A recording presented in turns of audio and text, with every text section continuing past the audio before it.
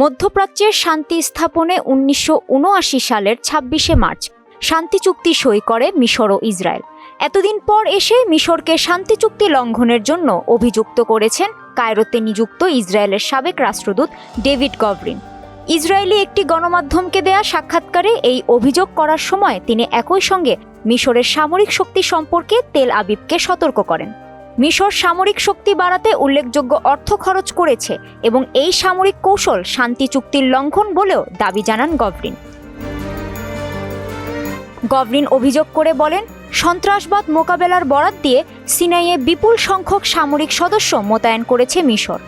গভরিনের আরও অভিযোগ, দুর্বল অর্থনীতির দেশ হওয়া সত্ত্বেও সামরিক শক্তির পেছনে প্রচুর বিনিয়োগ করেছে কায়রো।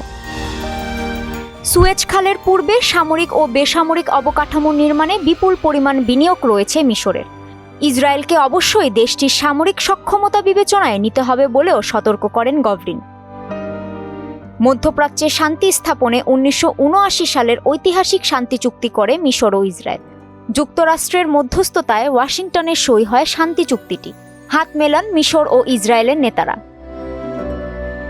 সুদবিহীন ব্যাংকিংয়ে আত্মশুদ্ধির পথ এনআরবিসি ব্যাংকের ইসলামিক ব্যাংকিং আল আমিন। মিশরের প্রেসিডেন্ট আবদেল ফাত্তাহ বলেছেন, তার সরকার ক্ষমতা থেকে চলে গেলে গণতান্ত্রিক শক্তি ক্ষমতায় আসবে, আর সেই শক্তি ইসরায়েলের জন্য বিপরীত শক্তি হিসেবে দেখা দিতে পারে।